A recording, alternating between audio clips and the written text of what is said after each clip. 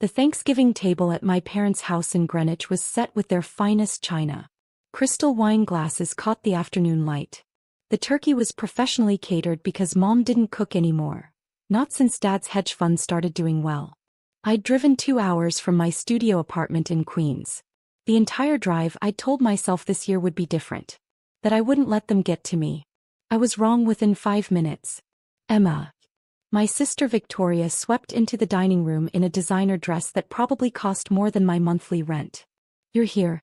I was worried you'd gotten lost. Queens is so far. It's 2 hours, I said. Exactly. So far. She kissed the air near my cheek, her perfume overwhelming. You look comfortable.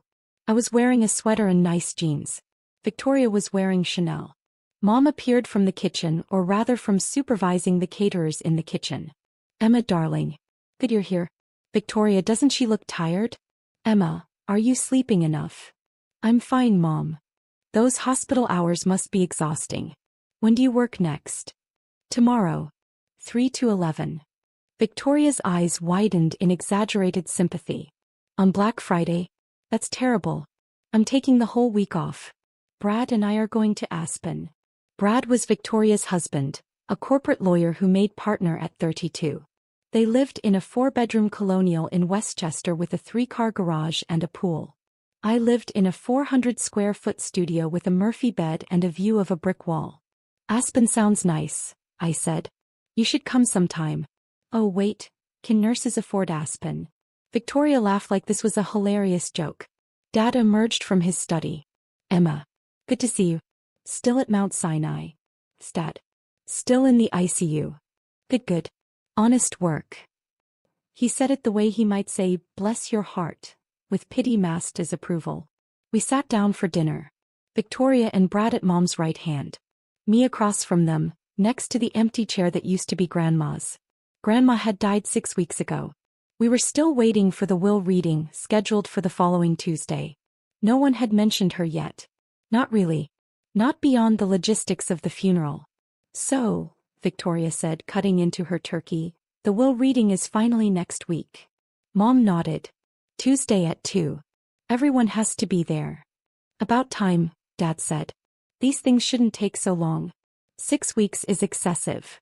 Estate law, Brad offered. It's a process.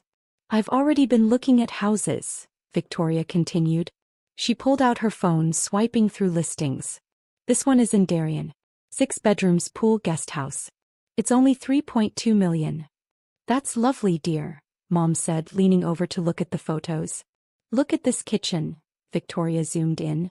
Marble countertops. Professional-grade appliances. The kind you see in magazines. Beautiful, Mom agreed. And this one, Victoria swiped to another listing. In Greenwich, actually. Close to you guys. 7 bedrooms. Indoor pool. Tennis court. $4.5 million, but Grandma's portfolio can handle it. Grandma's portfolio has to be worth at least $5 million, Victoria said confidently. Between the house in Bronxville, the apartment in the city, all those stocks Dad's friend helped her invest. Plus her savings, her pension. Mother was very careful with money, Dad said. She invested well. Exactly, Victoria continued. So split 3 ways between us kids, that's over $1.5 million each. Maybe $2 million if it's closer to $6 million total. She looked at me, her expression one of exaggerated sympathy. Emma, you could finally buy a place. Get out of that sad little rental. My apartment is fine, I said quietly. It's 400 square feet. Victoria laughed. I've seen it, remember? When I came to visit last year. You don't even have a real bedroom. The bed folds into the wall. Like you're in college. It's efficient, I said. It's depressing. He turned to Mom. Have you seen it? The building doesn't even have a doorman. And the neighborhood, I had to park 3 blocks away. 3 blocks. Mom sighed. Emma makes her own choices, Victoria. I know, but still. Victoria shook her head. With your inheritance, you really should consider something nicer. Maybe Astoria? That's up and coming. Or Long Island City. Somewhere with actual amenities. A gym. A doorman. A place where your car won't get broken into. My car has never been broken into, I said. Yet, Victoria said. It's only a matter of time in that neighborhood. I said nothing. I'd learned years ago that defending myself only made it worse. Victoria returned to her phone. Brad and I will probably buy 2 properties. One in Westchester, something bigger than what we have now. And maybe a beach house. The Hamptons or maybe Nantucket. Smart investment, Dad nodded approvingly. What about you, Emma? Brad asked. He was trying to be nice. He usually was. What will you do with your share? I don't know, I said. I haven't thought about it. Victoria laughed. Of course you haven't. You never plan ahead. That's why you're 32 and still renting a studio apartment.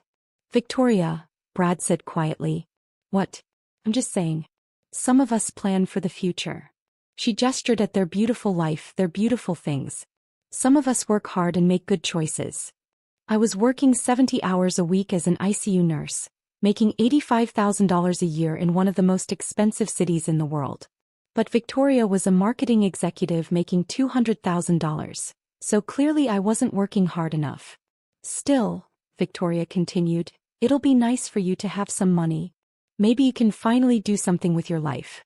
Go back to school. Get a better job. I like my job, I said. You change bedpans, Victoria said. She said it kindly with a smile which somehow made it worse. I save lives, I replied. Of course you do, dear, Mom said. We're very proud. But Victoria has a point. With an inheritance you could advance. Maybe go back for your MBA. Do something more prestigious. The rest of dinner passed in a blur of Victoria discussing her plans, Mom and Dad nodding approvingly, Brad trying to change the subject occasionally, and me sitting silently pushing food around my plate. As dessert was served, pumpkin pie from a bakery in Manhattan that cost $60, Victoria leaned forward conspiratorially. I have to admit, she said, I'm curious what Grandma left to each of us. Do you think it'll be equal? Why wouldn't it be? Mom asked. Well, Victoria glanced at me. I mean, I spent a lot more time with Grandma than some people. We all loved Grandma, I said quietly. Of course. But I visited her every month. Brought the kids. She loved seeing the kids. What Victoria didn't mention. Those monthly visits were scheduled precisely 2 weeks apart, lasted exactly 90 minutes, and always ended with Victoria checking her watch and saying they had another commitment. What Victoria didn't know, I had visited Grandma every week. Every single Thursday evening for 3 years. We'd have dinner together, watch Jeopardy and talk. Really talk. But I'd never mentioned it to my family. Because Grandma asked me not to. They'll make it about them, Grandma had said. They'll want to know why I'm not giving them the same attention. Or they'll start visiting out of obligation, not love. I like our Thursday evenings, Emma. Just us. Can we keep it our secret? So I had. For 3 years I told my family I was working late on Thursdays. Or meeting friends. Or too tired to talk. They never questioned it. They never asked for details. They never asked about anything in my life, really. I'm sure Grandma was fair, Dad said. She was always fair. Still, Victoria said, pulling up her calculator app, even $1.5 million would be life-changing for Emma. Finally, a down payment on a real apartment. Everyone laughed. Including Brad, though he looked uncomfortable about it. I excused myself to the bathroom and stood in front of the mirror, taking deep breaths. My phone buzzed. A text from the estate lawyer, Mr. Patterson. Just confirming Tuesday, 2 p.m. Reading will take approximately 1 hour. Please arrive promptly. I looked at myself in the mirror. Tired eyes. My grandmother's eyes. Everyone said I had her eyes. I thought about Thursday evenings. About sitting in Grandma's apartment on the Upper East Side, eating her homemade soup, watching her get competitive about Jeopardy. Come on, Emma, the answer is Marie Curie. How did you not know that?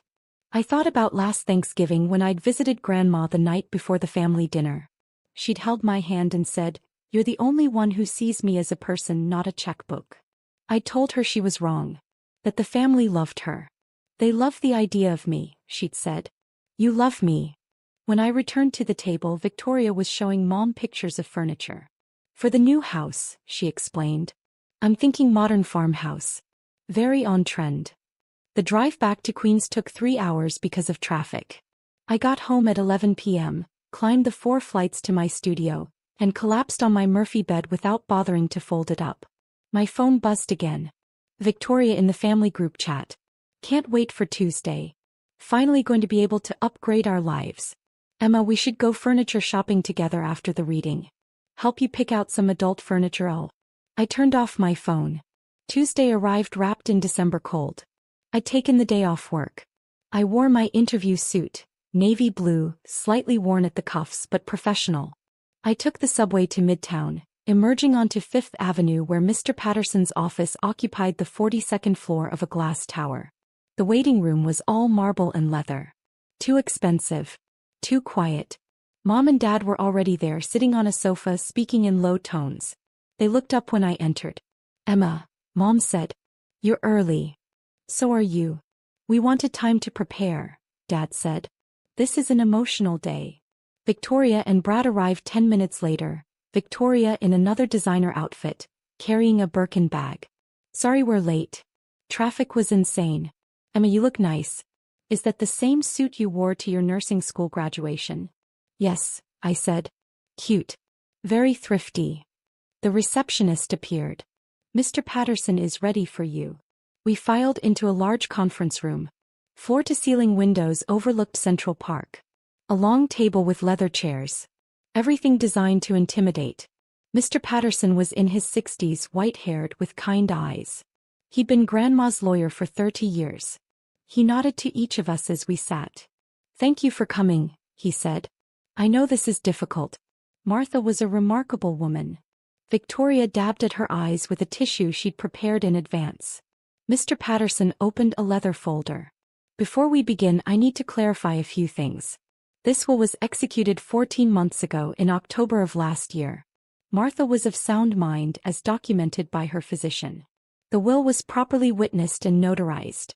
It is legally binding and final. Of course, Dad said. Martha also left instructions that I was to read the will in its entirety before taking questions. I ask that everyone respect that. We all nodded. Mr. Patterson put on his reading glasses. The last will and testament of Martha Elizabeth Reeves, executed October 7, 2023. He read through the legal preliminaries. That Grandma was of sound mind. That this superseded all previous wills. That Mr. Patterson was executor. Then he reached the bequest. To my son James Reeves and his wife Patricia Reeves, I leave the sum of $25,000. Silence. Complete shocked silence. Mom's face went white. To my granddaughter Victoria Reeves Morrison, I leave the sum of $25,000. Victoria's mouth fell open. What? Please hold all questions until the reading is complete, Mr. Patterson said gently. The entirety of my remaining estate, he continued, his voice steady, including my residence at 784 Park Avenue, my investment accounts, stock portfolio, retirement accounts, personal property, and all other assets not specifically mentioned above, I leave to my granddaughter Emma Louise Reeves. The room exploded. That's impossible. Victoria stood up. Read it again. The estate has been valued at $4.1 million, Mr. Patterson continued calmly. This includes the Park Avenue apartment valued at $2.3 million, investment and retirement accounts totaling $1.6 million, savings accounts of $150,000, and personal property valued at approximately $50,000. No, Mom said. She wasn't crying. She looked stunned, like someone had physically struck her. No, that can't be right. James, tell him that can't be right. Dad said nothing. His face had gone from white to red. His hands were gripping the armrests of his chair so hard his knuckles were white. This is fraud. Victoria's voice was shaking. Emma manipulated her. She's a nurse, she had access. Mrs. Morrison, Mr. Patterson interrupted firmly, I must warn you that accusations like that could expose you to legal liability. I assure you this will is completely valid. But $4 million. Victoria turned to me. You knew this whole time. That's why you visited. You were planning this. I shook my head. I was crying. I didn't. I swear I didn't know. Liar. Victoria screamed. Victoria, sit down, Brad said quietly. No. This is insane. We're contesting this. Right now. This second. That is your right, Mr. Patterson said. However, I should inform you that Martha anticipated this possibility. She left a letter explaining her decision. Would you like me to read it? Yes, Dad said. His voice was hollow. Mr. Patterson pulled out an envelope. I recognized Grandma's handwriting on the front. To my family with love and honesty. He opened it and began to read. To James, Patricia, Victoria, and Brad. I need to be honest with you. I need you to understand this decision even if you never accept it. For the last 3 years of my life, Emma came to see me every Thursday evening.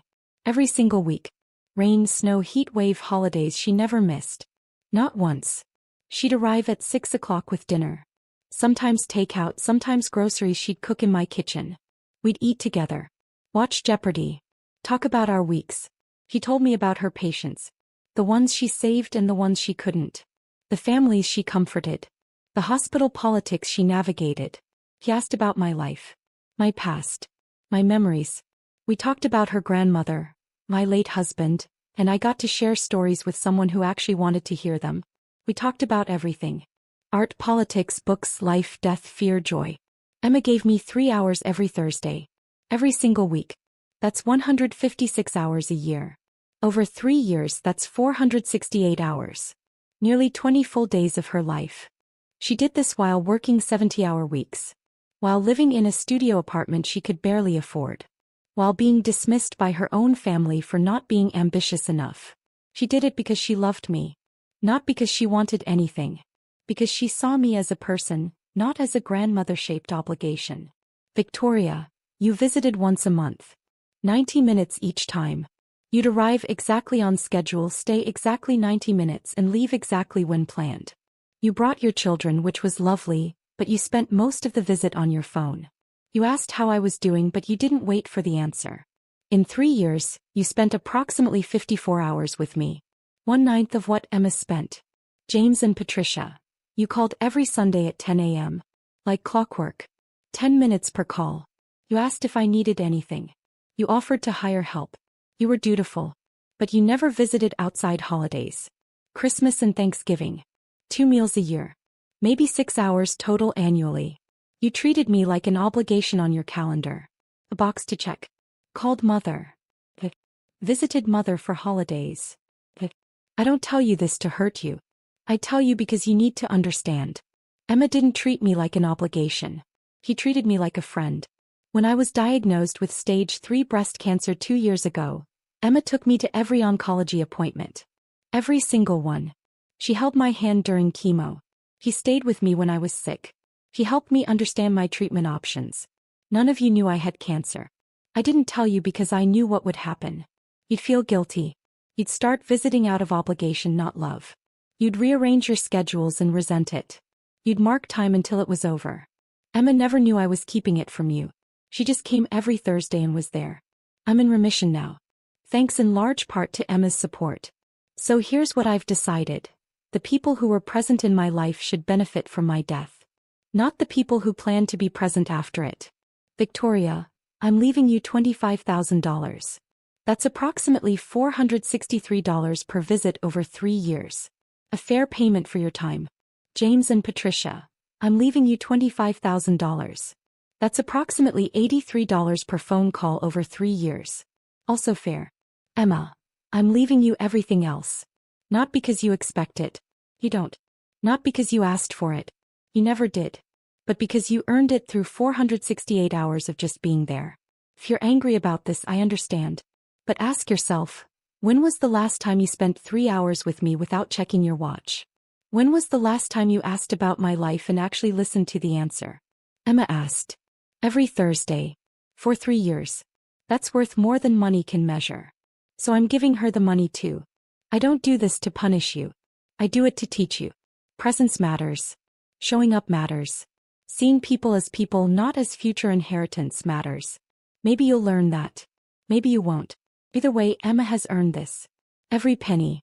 With love and absolutely no regrets, Martha Elizabeth Reeves. The silence that followed was crushing. I was sobbing. I couldn't stop. My grandmother, she'd known. She'd known exactly what she was doing. Cancer. Mom whispered. You had cancer? She's dead, Patricia, Dad said flatly. It doesn't matter now. Every Thursday? Victoria was staring at me. You visited her every Thursday? I nodded, unable to speak. You never told us. Grandma asked me not to. Why? Because. I wiped my eyes. Because she said you'd make it about you. And she was right. Look at you right now. This is manipulation. Victoria turned to Mr. Patterson. This is clearly manipulation. She isolated our grandmother, poisoned her against us. Mrs. Morrison. Mr. Patterson's voice was sharp now. Your grandmother wrote that letter 14 months ago. She was cancer-free at the time as documented by her oncologist. She was of completely sound mind. I have that documented. I have documentation of Emma's visits. Building security logs showing Emma arrived every Thursday at 6 p.m. for 3 years. I have testimonies from neighbors. I have phone records showing Emma called daily to check in. I have records from her oncology team showing Emma attended every appointment. He pulled out a thick folder. Your grandmother documented everything. She knew you'd contest. She prepared for it. So we have no choice?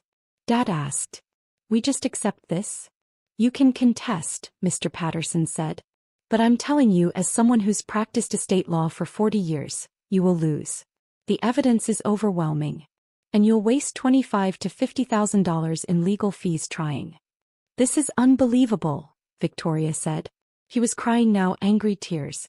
$4 million. To her. She looked at me with pure hatred. You planned this. You manipulated a sick old woman. She wasn't sick when I started visiting. I said. I visited because I loved her. Because she was interesting and funny and smart and I liked spending time with her. You lived in a studio apartment, Victoria shot back. You were desperate for money. You saw an opportunity. I didn't know about the apartment in the city.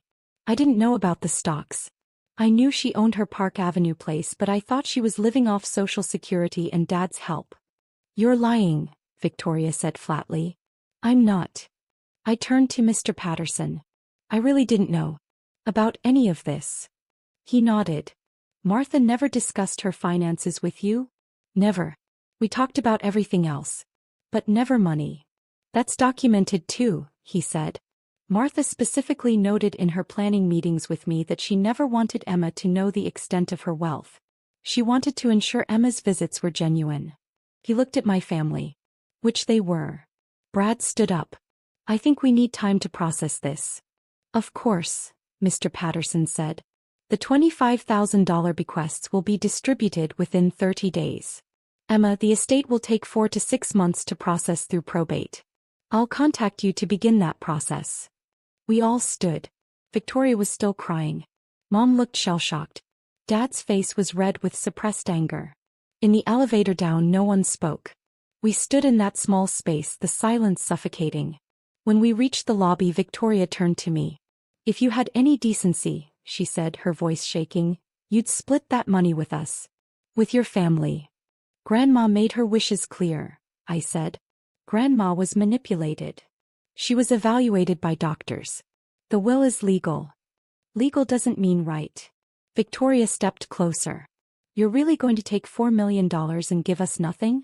Grandma gave you $25,000 each. That's nothing. That's insulting. That's what she decided. You poisoned her against us. No, I said quietly. I just showed up. I walked away from them out onto Fifth Avenue into the December cold. My phone started buzzing before I even reached the subway. Victoria, you're dead to me. Mom, Emma, we need to discuss this reasonably. Dad, this is tearing our family apart. Victoria, everyone will know what you did. Mom, please call me. Victoria, manipulative bitch. I turned off my phone. That night I sat in my studio apartment staring at the Murphy bed, the tiny kitchen, the brick wall view. $4 million. I couldn't process it. I thought about Grandma. About Thursday evenings. About the last time I'd seen her 2 months before she died. We'd been watching Jeopardy. She'd gotten every question in the opera category correct, showing off. During a commercial she'd taken my hand. I updated my will last year, she'd said. Grandma, you don't have to. I want you to know. I'm leaving almost everything to you. I'd started to protest, but she'd squeezed my hand. You'll try to refuse it, she'd said. You'll think it's too much. You'll worry about your family. But Emma, listen to me, you earned this. Not through manipulation or scheming. Through showing up. Through being present. Through loving me without expecting anything in return. But Victoria will be fine. She makes $200,000 a year and married a lawyer. Your parents are fine too. You're the one struggling. Let me help you. Please. I don't visit you for money, I'd said, crying. I know, sweetheart. That's exactly why you're getting it. The memory hurt. Fresh grief mixing with shock, mixing with guilt. Over the next 2 weeks, the harassment escalated. Victoria posted on social media vague posts about family betrayal and people who take advantage. She never named me directly, but anyone who knew us would understand. Extended family members started calling. Cousins I hadn't spoken to in years. My Aunt Helen, Grandma's sister, left a voicemail. Your grandmother would be ashamed of you.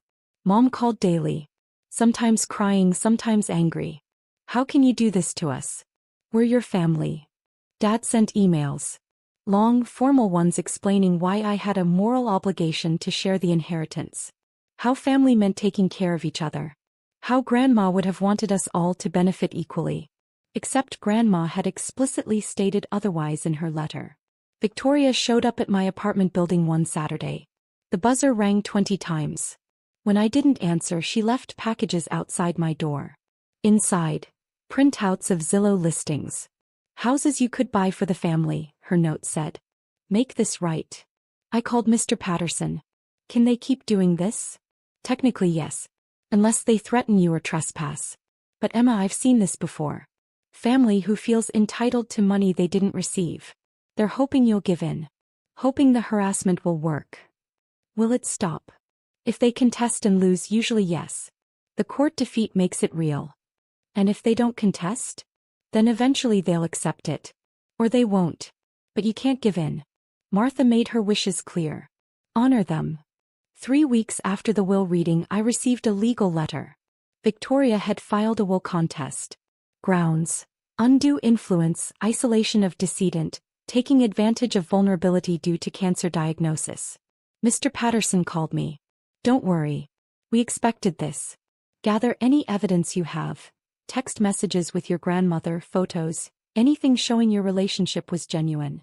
I spent a week going through my phone. 3 years of Thursday evening photos.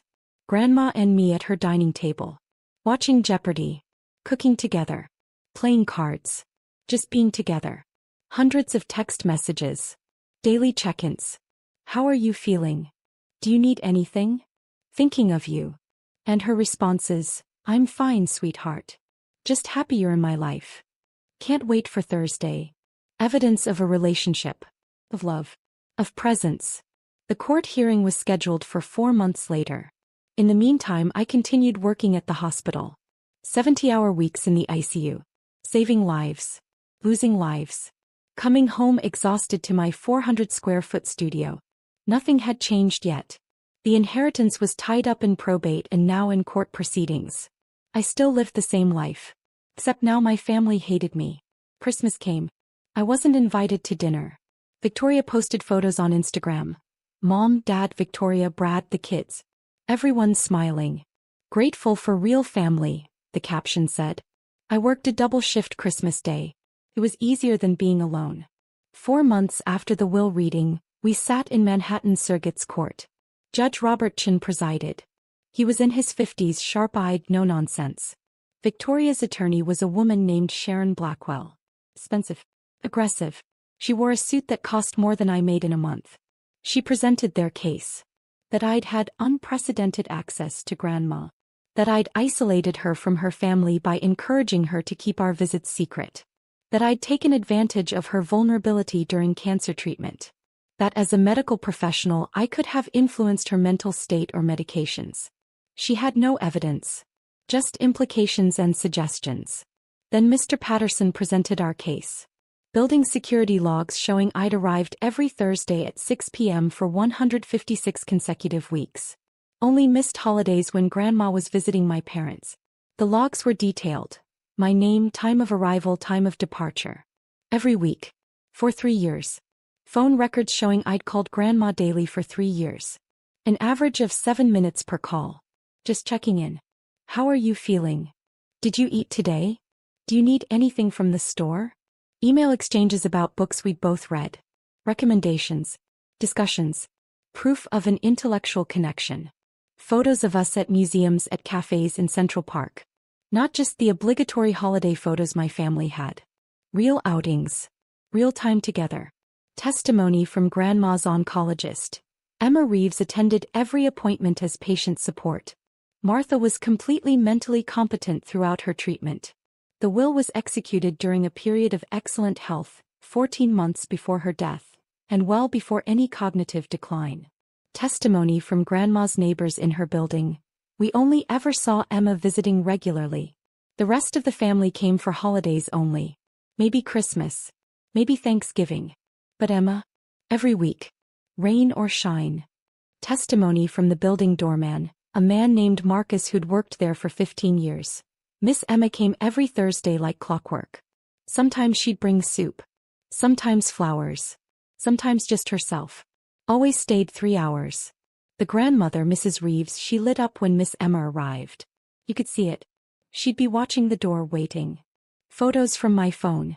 Hundreds of them. Showing a genuine loving relationship. Text messages between Grandma and me. Daily. Loving.